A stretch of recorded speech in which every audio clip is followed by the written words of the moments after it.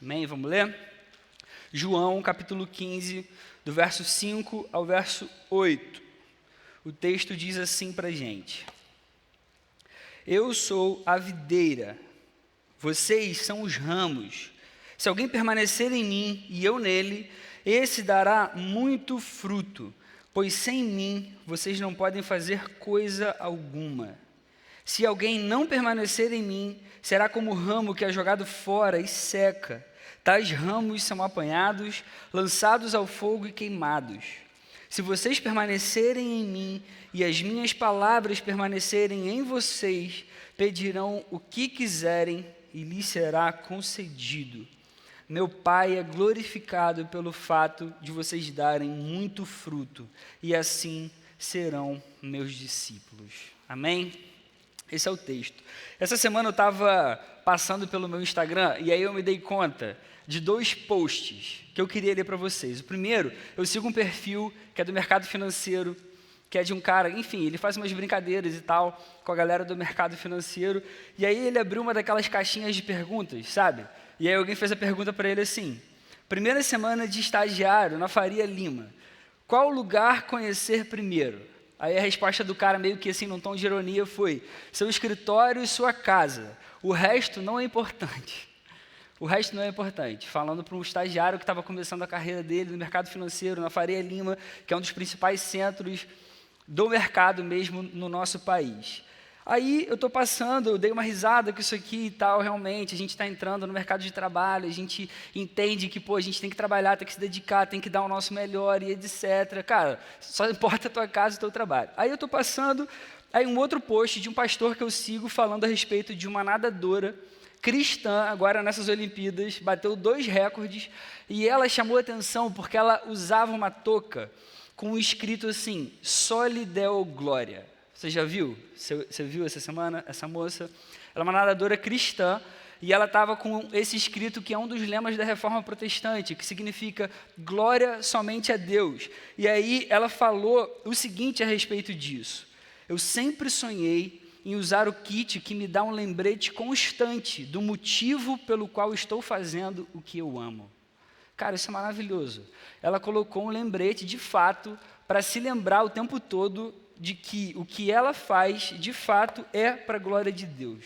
A gente vê nesses 2 posts 2 coisas que são muito importantes para a gente, do ponto de vista cristão. Esses 2 posts, eles mostram para a gente 2 cosmovisões. 2 cosmovisões muito claras. Uma cosmovisão do mundo mundana, que mostra para a pessoa que tudo o que importa nessa vida é o trabalho. O trabalho é o propósito da sua vida. Eu vou viver, eu vou me matar, eu vou fazer de tudo para crescer na minha carreira, para ser o melhor que eu puder ser no meu trabalho, e eu vivo só para isso, e depois que você trabalha, o que importa é a sua vida. E o outro mostra alguém que entende que a vida é de fato para a glória de Deus, e o trabalho dela e todas as outras coisas da sua vida existem para que a glória de Deus seja revelada, seja exposta, seja mostrada cada vez mais para as pessoas, enquanto ela trabalha, enquanto ela vive, enquanto ela faz qualquer outra coisa. Que a nossa vida existe para a glória de Deus. Eu acho que a maioria das pessoas que estão aqui essa noite me ouvindo vão concordar comigo. A gente já ouviu isso várias vezes ao longo da nossa vida. A nossa confissão de fé ensina isso para a gente já ouviu em várias pregações aqui nessa igreja que relembram essas coisas. Mas, será que na prática, na nossa vida diária, a gente realmente vive como se a nossa vida fosse para a glória de Deus? Será que na nossa vida, com as coisas que a gente faz, com todas as nossas atividades e trabalhos, e todos os nossos projetos e planos, será que Jesus é, de fato, a referência para todas as nossas ações? Quando você pensa numa profissão ou numa carreira que você tem o desejo de seguir, para você, o que mais importa é o salário que você vai ter nessa profissão? Para você, o que mais importa é o quanto você vai gostar de fazer essa atividade? Para você, o que mais importa é a qualidade de vida que essa carreira vai te proporcionar ao longo da sua vida? Ou para você, o que mais importa é o quanto você vai glorificar Jesus enquanto você exerce essa profissão? Um outro exemplo, quando você pensa em namorar alguém para se casar, ou até mesmo quando você toma uma decisão de se casar com um rapaz ou com uma moça, o que mais importa para você é o quanto aquela pessoa pensa como você? O que mais importa para você é quão afinados vocês são um ao outro? O que mais importa para você é o quanto o corpo daquela pessoa vai poder te satisfazer, vai te dar prazer quando vocês estiverem casados? Ou o que mais importa para você é o quanto aquela pessoa vai aproximar você de Jesus, vai fazer com que a sua vida se aproxime mais e mais do seu Criador, do seu Salvador, do seu Senhor. Talvez você esteja me ouvindo agora, pensando assim, cara, eu acho que você está sendo um pouco radical. E eu entendo esse tipo de pensamento, porque eu também penso nisso em todas as vezes quando eu falo desse assunto aqui. A gente pensa, poxa, qual o problema de eu pensar nessas coisas porque são coisas boas e lícitas? Todas essas coisas que eu listei, pensando especialmente na profissão ou em alguém para passar o resto da vida do nosso lado. E é claro, não tem problema nenhum você pensar nessas coisas. Eu não vejo as respostas a essas coisas ou a busca por essas coisas como um pecado de fato. O meu ponto aqui é, e com sinceridade a gente precisa refletir e trazer para o nosso coração, quantas vezes eu e você priorizamos de verdade Jesus antes da gente tomar qualquer decisão importante na nossa vida? Quantas vezes a gente coloca Jesus como o ponto de partida, como o início de todas as coisas, antes de começar a pensar em qualquer plano, em qualquer projeto, em qualquer desejo, em qualquer outra coisa que a gente deseje fazer com a nossa vida? Na semana passada, um outro pastor que eu sigo postou um post que mexeu muito comigo, na rede social também. O título do post dele era assim: uma igreja saudável vem antes de um emprego promissor. Isso é uma afirmação, era o título do post dele. Uma igreja saudável vem antes de um emprego promissor. E aí ele começa a descrever ali as suas ideias, começando a falar a respeito de algumas conversas que ele tem com vários membros de sua igreja, quando essas pessoas recebem propostas de emprego e procuram outros lugares, nesses outros empregos que têm essas propostas, e eles começavam a conversar, e ele viu várias pessoas reclamando com ele disso, poxa, a dificuldade que tem de encontrar igrejas bíblicas, igrejas sérias, que amam Jesus de verdade, que pregam a palavra de verdade, nesses lugares. Em várias cidades hoje do nosso país. Isso é uma realidade. Várias cidades hoje do Brasil não têm igrejas sérias, igrejas que pregam o evangelho, a verdade revelada de Jesus para as suas igrejas. Só que ele chama atenção para um outro fato, e ele fala que existe um fator que é um pouco explorado nesse tipo de conversa. E aí ele começa a fazer alguns questionamentos que precisam mexer com a gente, de verdade. Nessa questão específica, ele diz assim: nós organizamos a nossa vida em torno de uma comunidade doutrinariamente saudável, ou a gente só vai atrás de uma depois que a gente encontra o emprego, o casamento e a casa dos nossos sonhos? É uma pergunta para a gente refletir. E ele continua: a gente está mais preocupado com a universidade os nossos filhos vão estudar, ou se existe uma igreja de fato saudável, cristã, que prega a palavra de verdade, nessa cidade pequenininha que os nossos filhos vão passar 4 ou 6 anos das suas vidas estudando. Antes da gente mudar de cidade pensando no novo emprego, a gente procura um pastor de confiança para ele dizer se nessa cidade existe uma igreja saudável mesmo, uma igreja que ama Jesus, que prega o evangelho verdadeiro, ou a gente vai, aceita esse emprego novo e a gente só vai procurar alguma igreja séria e saudável depois que a gente já aceitou e está lá. E aí ele continua e faz a pergunta mais difícil de todas: e se a resposta a essas perguntas for não? A gente vai cancelar todos esses planos que são secundários em razão dessa que deveria ser a nossa prioridade. pertencer a uma igreja saudável, que ama Jesus, que prega o evangelho verdadeiro, que convida as pessoas de fato ao arrependimento, ou que alimentam as ovelhas de verdade com a palavra verdadeira de Jesus.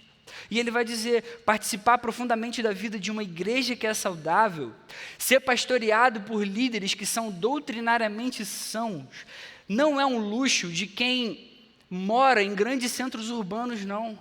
Isso é o núcleo de fé para o destino eterno de qualquer família. E aí ele vai dizer, negar isso ao seu cônjuge, negar isso para os seus filhos, é como você comprometer o seu destino eterno em nome de 30% de aumento no seu salário e um plano de saúde. Cara, isso aqui faz a gente refletir. Se não faz refletir, deveria fazer. A gente precisa refletir nessas questões. E aí o meu ponto para a gente aqui essa noite é, você percebe o quanto a nossa cosmovisão, a nossa forma de enxergar o mundo, de ter parâmetros para conduzir a gente enquanto a gente vive, o quanto a nossa cosmovisão é impregnada por valores mundanos, e a gente nem percebe o quanto isso pode afetar a nossa vida de verdade.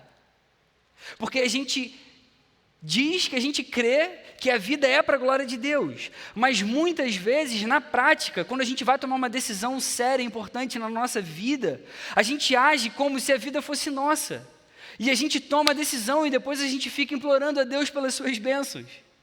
A gente fica implorando depois que Deus venha e tenha misericórdia da gente e abençoe, e agora que a gente já tomou a decisão e já mudou toda a nossa vida na direção de outra coisa, ainda que essa decisão afaste a gente cada vez mais de Deus. Quer ver uma coisa que acontece muito aqui no nosso meio? Eu vejo isso várias vezes, aí fica aí já o recado se você sentir no seu coração. A pessoa está aqui no nosso meio, solteira, solteiro, e está aqui frequentando. E aí, quando a pessoa está solteira, solteiro, começa a vir, começa a participar de tudo. Cara, fica um cristão exemplar. Começa mesmo a se dispor, quer servir, participa de célula, vem em todas as reuniões de oração, vem em todas as vigílias, quer participar de tudo. E aí a pessoa está aqui comprometida, amando a Jesus, servindo com todo o coração, e ao mesmo tempo ela começa a pedir, Senhor, me dá um namorado, me dá uma namorada, Senhor, por favor, abençoa minha vida, eu quero ter uma família, etc. E aí Deus vai e responde, Deus dá um namorado ou uma namorada. Poxa, glória a Deus, é difícil arranjar um namorado ou uma namorada hoje em dia. Eu queria que todo mundo aqui achasse um namorado ou uma namorada aqui, que fosse sério, que amasse Jesus. Mas aí, várias vezes isso acontece, e de repente, cadê a pessoa? A pessoa sumiu. Aí a pessoa que era tão comprometida, que participava de tantas coisas, agora já não está mais aqui no nosso meio. E aí sempre começa assim, poxa, mas qual o problema? Uma vez ou outra, poxa, eu quero dar uma passeada no sábado à noite. Concordo, eu não vejo problema nenhum. Isso não é pecado nenhum, de forma alguma. A questão é, por que teve a mudança de postura? A gente não crê que a vida é para a glória de Deus. Tudo o que a gente faz, tudo o que a gente deveria fazer, todos os nossos desejos, afeições, todas as nossas vontades não devem ser voltados para o nosso Deus e para o nosso Salvador? Por que parecia ser mais fácil quando a gente estava solteiro e agora que a gente conseguiu o que a gente queria, não é mais?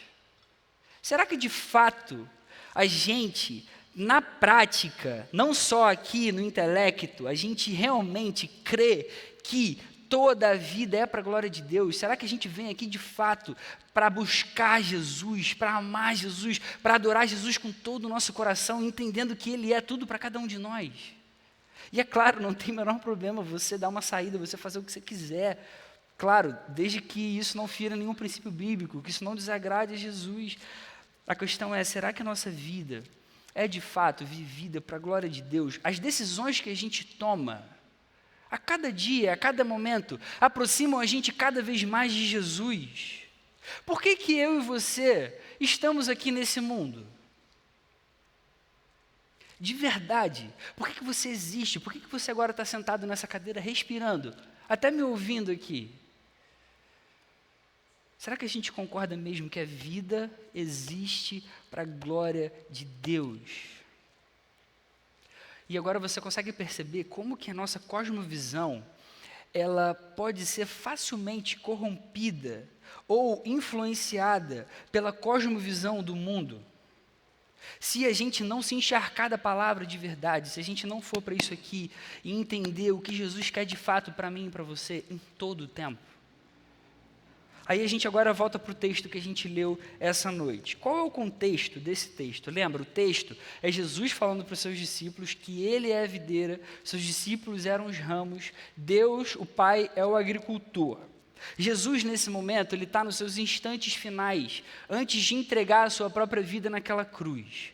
Então, ele chama os seus discípulos mais próximos, e aí começa a dar aquelas, como se fossem aquelas últimas instruções, sabe? Aquela coisa assim, o top do top, assim, do fim, o creme de la creme, assim, sabe? Ele vai entregar a sua vida. Então, ele agora vai dar aquelas últimas instruções, antes de fato de deixar os seus discípulos com o Espírito Santo.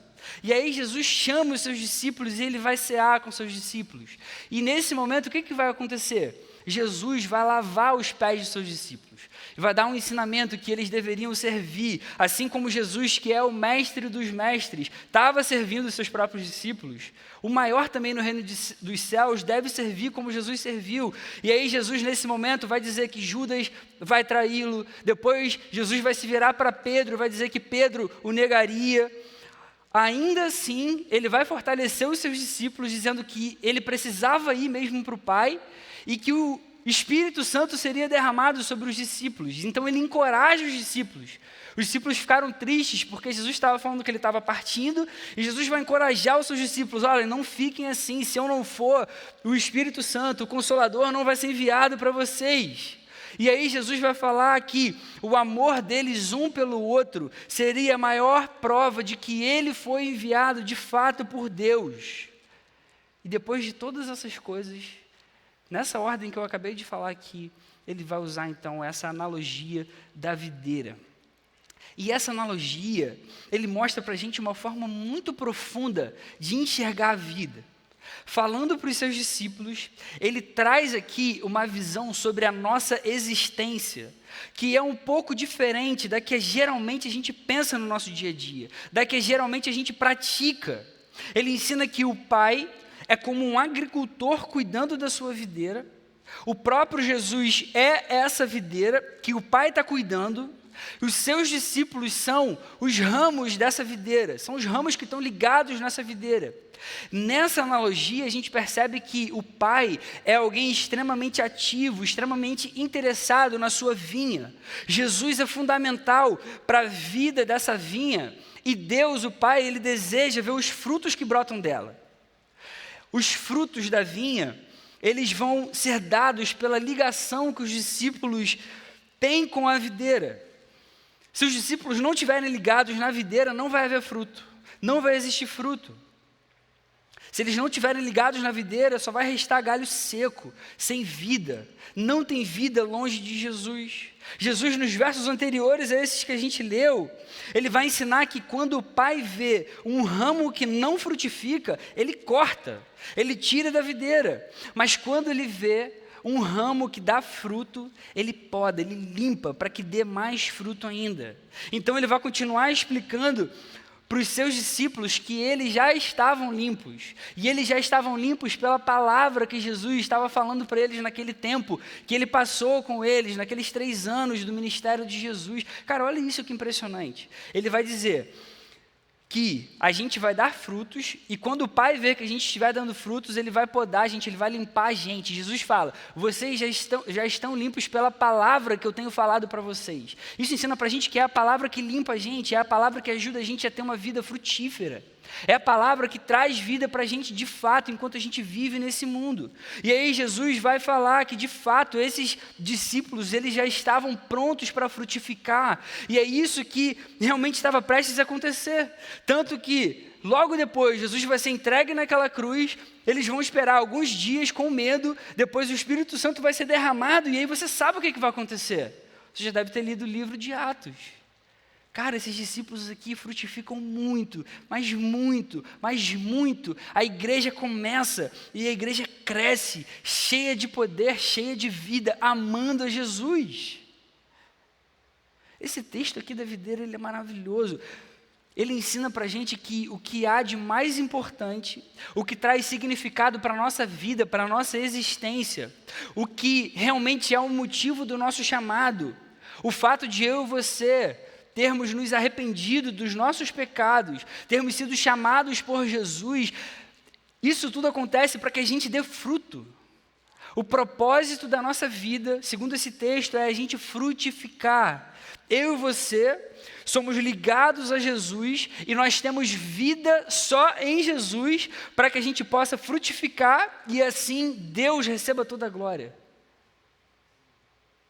Isso é maravilhoso demais. Você percebe que Jesus aqui não abre espaço para nenhuma outra coisa. Ele está falando para discípulos que caminhavam com ele, discípulos que tinham necessidade de comida, de roupa, de trabalho, de várias outras coisas. Ele está falando, olha só, a vida de vocês precisa estar ligada na minha e vocês vão ter vidas que vão realmente frutificar, se vocês realmente viverem em mim. E os frutos realmente são esses que a gente já conhece na palavra. O fato de a gente estar conectado a Jesus dá para a gente vida, e essa vida necessariamente vai dar frutos. Jesus quer que os seus discípulos entendam que tudo começa nele, se mantém nele e termina para a glória dele.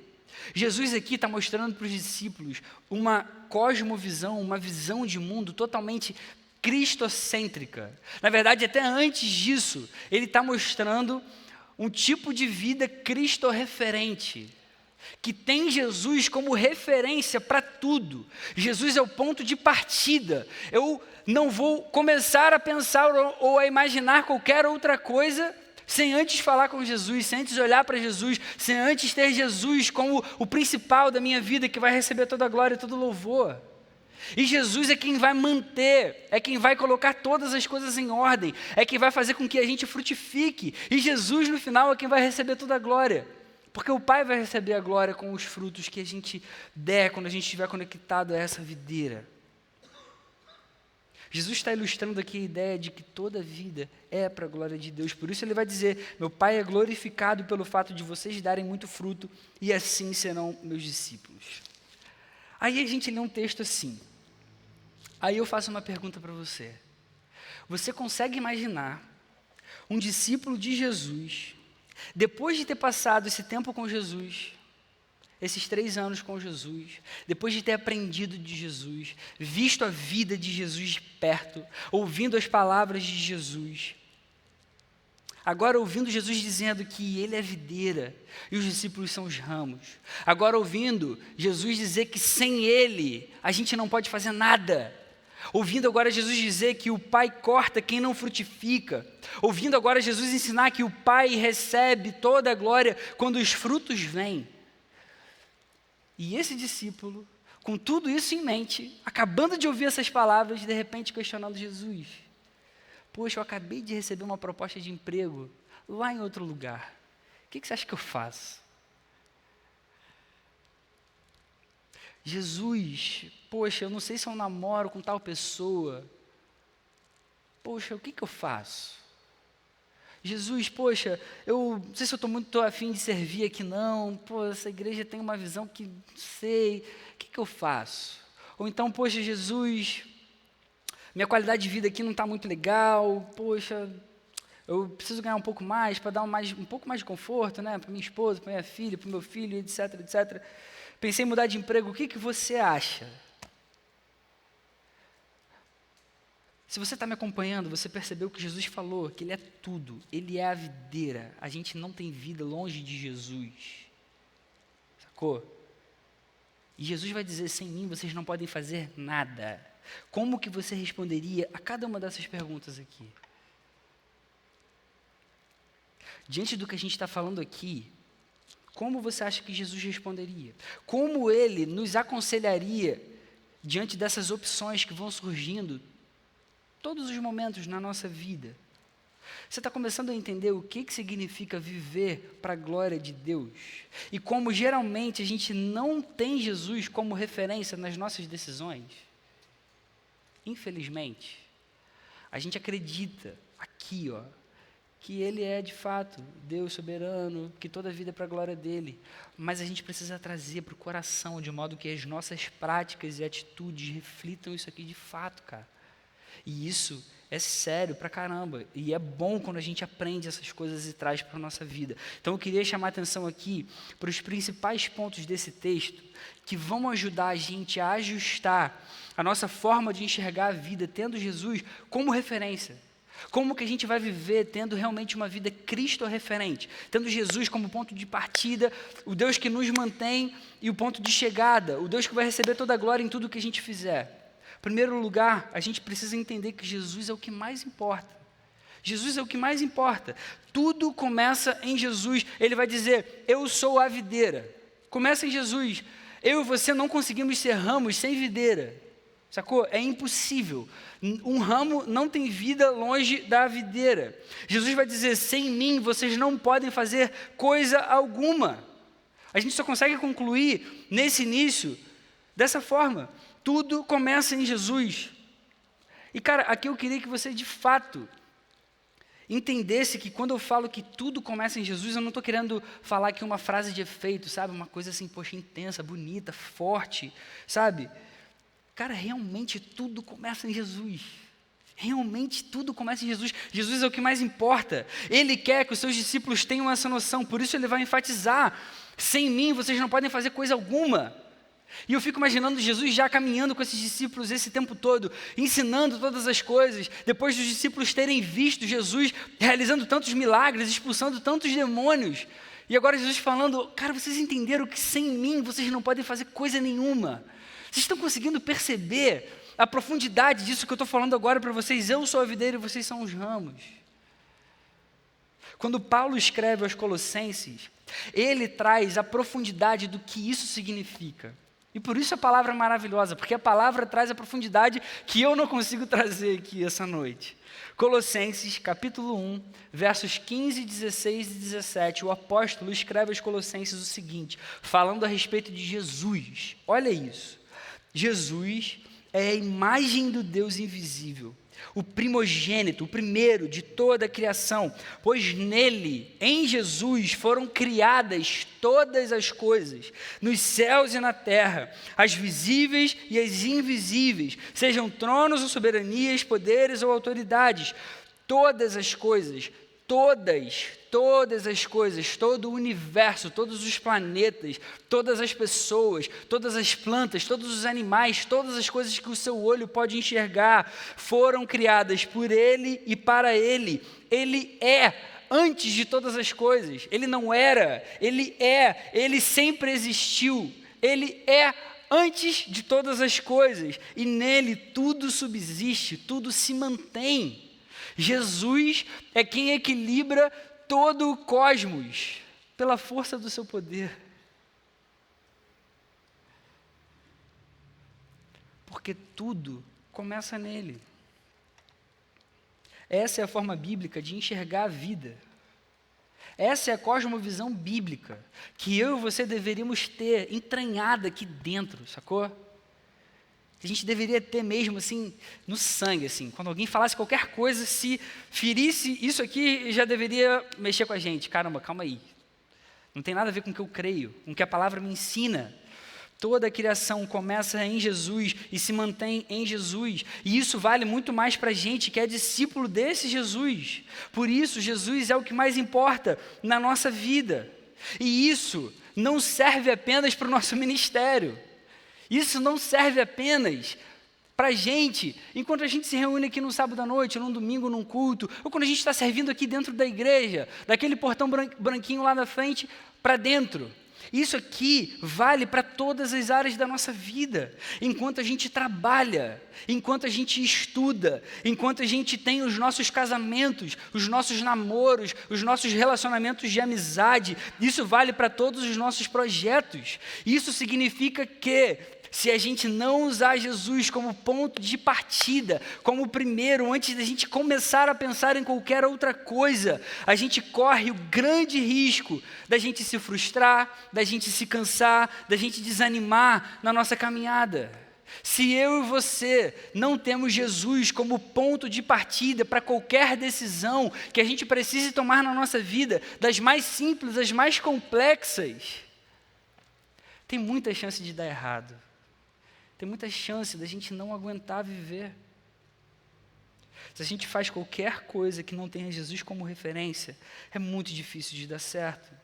E é por isso, olha que coisa bonita, é por isso que muitas vezes, várias coisas que a gente planeja não dão certo, são impedidas por Jesus de prosseguirem. Porque Jesus tem um amor que a gente nunca vai entender. Ele se importa com a gente, a graça dele, a misericórdia dele sobre a nossa vida, são coisas inexplicáveis. Sabe aquele namoro seu que não continuou? Sabe aquele emprego que não rolou? Aquele estágio que não aconteceu? Sabe aquele concurso que infelizmente você não passou? Você sabe aquela prova que ficou difícil demais? Aquele amigo que se distanciou de você? Se você está em Cristo, se nós estamos em Cristo, muitas dessas frustrações são cuidado de Deus por cada um de nós. Porque tudo começa em Jesus, porque Ele se importa com a nossa vida. E isso é maravilhoso demais. E muitas dessas coisas poderiam ser evitadas se a gente aprendesse a buscar a vontade de Jesus antes de começar a tentar fazer qualquer outra coisa. Segundo lugar, esse texto mostra para a gente que a nossa vida tem um propósito definido. E aqui a gente vai perceber que tudo se mantém em Jesus. A gente vive por Jesus e o nosso propósito maior, como eu já falei antes aqui, é gerar frutos. E Jesus vai dizer, vai ensinar aos seus discípulos: se alguém permanecer em mim e eu nele, esse dará muito fruto. Se alguém não permanecer em mim, será como um ramo que é jogado fora e seca. Tais ramos são apanhados, lançados ao fogo e queimados. As coisas não apenas começam em Jesus e se mantêm. Todas as coisas realmente só têm sentido em Jesus. Enquanto a gente vive a nossa vida ligada a Jesus, a gente é chamado a frutificar. E aí o texto vai ensinar para a gente que se a gente não dá fruto, a gente é como galhos que foram arrancados, que secam, que não servem para nada, que não tem mais utilidade. Cara, esse ano eu tenho pensado muito sobre relevância. Algumas vezes eu já falei sobre isso aqui, já conversei sobre isso com alguns líderes do Gol, com os supervisores do Gol. Eu fico pensando de verdade, assim, quando a gente pensa nesse ministério na geração oceânica, ou quando a gente pensa na nossa própria vida como cristão antes de tudo, para que a gente existe de fato? Por que a gente se reúne aqui todo sábado? Para cantar algumas músicas, para ouvir uma pessoa que vem nesse momento trazer uma palavra que vai durar meia hora, 40 minutos. Por que a gente faz isso semana após semana? A gente precisa entender que a gente existe por um propósito. Eu e você temos um propósito, e um propósito muito definido. Esse propósito é dado por Jesus. O propósito da nossa vida é dar frutos, é gerar frutos que glorifiquem a Deus. Jesus aqui nesse texto, ele estabelece uma relação entre a permanência nele, entre a gente realmente viver na sua presença sempre, com os frutos que vão ser gerados. É como se Jesus dissesse para os seus discípulos: olha, a sua vida só tem sentido se você gerar frutos. Mas ao mesmo tempo ele está ensinando que quem permanece nele e realmente vive de verdade, tem a vida que vem da própria vida, vai gerar frutos. É uma consequência natural. Se a gente realmente estiver conectado nesse Jesus, nesse Salvador que ensinou todas essas coisas para a gente necessariamente vai dar fruto. E quem não permanece nesse Jesus, vai secar e vai ser lançado fora. Não vai ter vida, não vai ter por que existir. Por isso que a gente vê várias pessoas que não conhecem Jesus sem ter a menor perspectiva de vida. Tem alegrias que são muito passageiras, muito curtas, mas precisam sempre daquilo. E aquilo não vai encher os seus corações, porque vida só existe no dono da vida, no Criador de todas as coisas. Em tudo o que a gente fizer na nossa vida, seja no trabalho, seja nos estudos, nas nossas famílias, com os nossos amigos, com todos os nossos projetos, se a gente não tiver Jesus como referência, como alguém que mantém a nossa vida viva, não vai ter sentido. E, consequentemente, a gente não vai dar fruto para Jesus. A gente só vai encontrar sentido se Jesus for a nossa base, for o que mantém a gente. O que seria do nosso trabalho se Jesus não estivesse nele? O que adianta ganhar um dinheiro todo mês, só para a gente mesmo, sem Jesus fazer parte disso? Quais seriam os frutos das nossas escolhas longe de Jesus? Se a gente entende que sem Jesus a gente não pode fazer nada como Ele ensina, então a cosmovisão bíblica deveria perguntar: onde eu posso viver para Jesus? Como que eu posso trabalhar para Jesus? Que emprego eu posso escolher para que Ele seja mais glorificado com a minha vida? Com as habilidades que eu tenho, com os dons que Ele mesmo me deu. Essa é a forma de enxergar a vida de acordo com a palavra. Porque sem Jesus a gente não pode fazer coisa nenhuma. Sem Ele a gente não consegue frutificar, sem Ele a nossa vida perde propósito. A Bíblia apresenta para a gente uma cosmovisão que é Cristo referente. E a gente sabe disso, na maioria das vezes. O nosso desafio é conseguir aplicar isso aqui, é conseguir colocar isso em prática mesmo, no nosso dia a dia, dando frutos que agradam ao nosso Deus. Terceiro lugar, o que esse texto ensina é que a nossa vida existe realmente para a glória de Deus. O nosso propósito de gerar frutos, de frutificar, existe para a glória de Deus. Tudo é para Ele. Jesus vai dizer: meu Pai é glorificado pelo fato de vocês darem muito fruto, e assim serão meus discípulos. Tudo começa e se mantém em Jesus. O objetivo de tudo começar e se manter em Jesus é que Ele mesmo receba toda a glória. Porque quando o Pai recebe glória, o Filho também recebe. Quando o Filho recebe a glória, o Pai também recebe. A palavra ensina isso para a gente. Jesus também é o objetivo final da gente fazer tudo o que a gente faz. Você consegue perceber o que eu estou querendo dizer com ser Cristo referente? É isso, é Jesus ser o início, o meio e o fim de todas as coisas, de toda a nossa vida. Sabe o que isso ensina para a gente? Que o objetivo da nossa vida não é conquistar uma qualidade, um conforto, uma boa aposentadoria. O objetivo da nossa vida não é a gente trabalhar igual um maluco para a gente ter uma grana maneira e ter independência financeira antes do tempo, como a gente vê o tempo inteiro a internet pregando isso para a gente. O objetivo da nossa vida não é ter uma boa condição para a nossa futura família, não é fazer justiça social por si própria, como se a justiça social tivesse um fim em si mesma, não é a gente se casar e ter uma boa família por todos os nossos dias enquanto a gente viver aqui. Ainda que a gente faça coisas boas, ainda que a gente faça coisas legais, que tragam para a gente esse senso de propósito, que façam com que a gente sinta que a gente tem um sentido nessa vida, o objetivo principal da gente existir é glorificar o nosso Deus, é dar realmente glória para Ele, enquanto a gente faz todas essas coisas. A glória de Deus vem antes do nosso trabalho, sacou?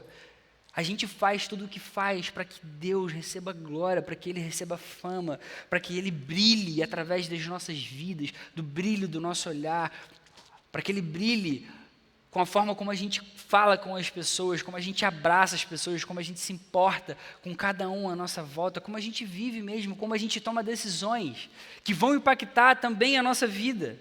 A nossa confissão de fé, a confissão de fé de Westminster, responde claramente para a gente qual é o propósito da nossa existência, que é viver para a glória de Deus e ter prazer nele.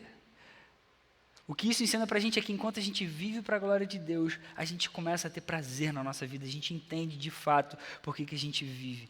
E como que a gente aplica isso no nosso dia a dia. E eu queria destacar duas coisas para a gente aqui essa noite. Como que a gente aplica? Em primeiro lugar, se a gente entendeu tudo isso que esse texto está ensinando para a gente precisa ajustar a nossa cosmovisão. A gente precisa ajustar a nossa cosmovisão. A gente precisa, como a gente falou aqui, o que esse texto ensina, a gente precisa aprender a olhar para Jesus como ponto de partida. A gente precisa entender que tudo se mantém apenas em Jesus e só assim a gente consegue gerar frutos. E a gente precisa entender que a gente vive para que Ele receba toda a glória. Para a gente fazer isso, para a gente conseguir ajustar essa cosmovisão com o êxito, a gente precisa ter relacionamento com Jesus. Cara, a gente precisa caminhar com Ele. Você já deve ter passado por esse tipo de experiência. Você começa a ter um amigo novo às vezes. Você começa a caminhar com essa pessoa. Você começa a andar com essa pessoa. Você vai comer com essa pessoa. Você conversa com essa pessoa. Você compartilha da vida com essa pessoa. De repente você começa a perceber que você está pensando muito parecido com essa pessoa. Você já passou por isso? É sobre isso que eu estou falando aqui. Para a gente conseguir trazer as coisas de Jesus para o nosso coração e viver isso de forma natural, a gente precisa caminhar com esse Jesus. A gente precisa trazer ele para perto. E aí não tem como eu falar alguma coisa muito nova e mirabolante para vocês aqui ou para mim essa noite. Porque isso aqui é antes de tudo para mim também. A gente precisa buscar Jesus lendo a sua palavra todos os dias. A gente precisa meditar na palavra, a gente precisa parar um tempo para ler, para desejar, sacou? Não é ler por ler não, cara. O que a gente mais tem orado aqui nos últimos dias é isso, é para que as pessoas amem a palavra. E amar a palavra não é simplesmente você ouvir coisas muito legais e novas que você nunca tinha ouvido a respeito da palavra, não. Cara, é você desejar, sabe? Sabe, quando você está no seu dia a dia, lá no seu trabalho mesmo, ou qualquer outra coisa que você possa estar fazendo, tomando um café, fazendo qualquer outra coisa, você realmente desejar a palavra, você ter prazer pela palavra. Isso é possível. Isso é possível. Se a gente caminhar e se a gente pedir isso a esse Deus, Ele pode gerar isso no nosso coração.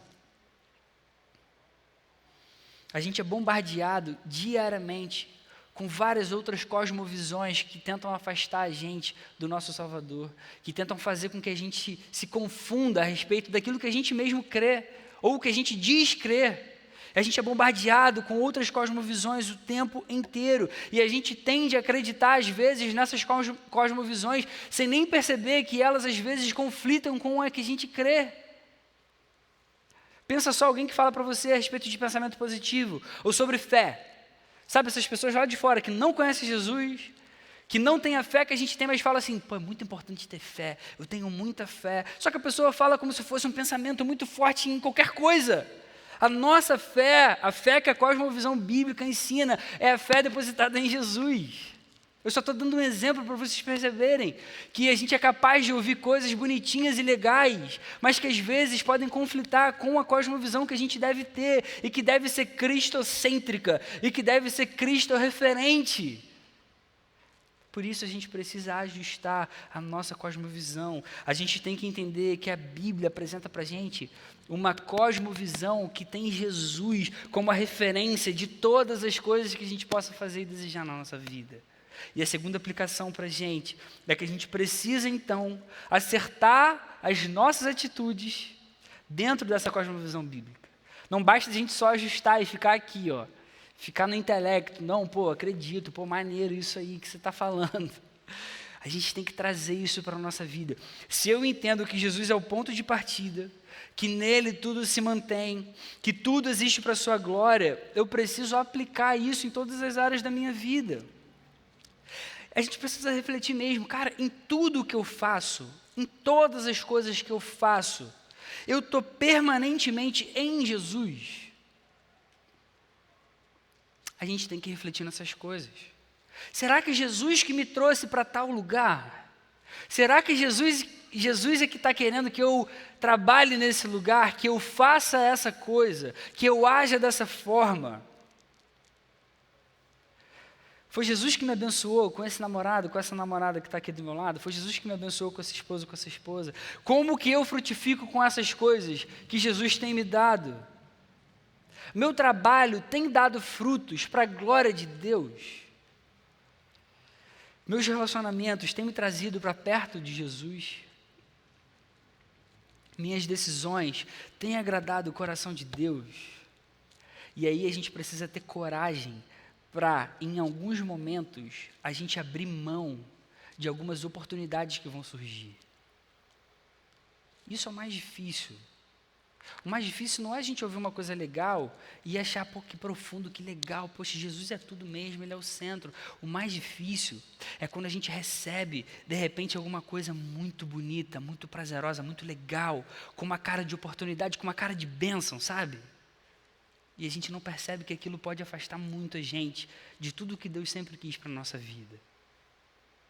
E isso é o mais importante. É aí que está a maturidade espiritual. É aí que está a maturidade que a gente tem na presença de Jesus. Por isso que a gente precisa se encharcar com essa palavra aqui. Por isso a gente precisa ler todos os dias, meditar, estudar, aprender cada vez mais. Jesus, o que você quer, Jesus?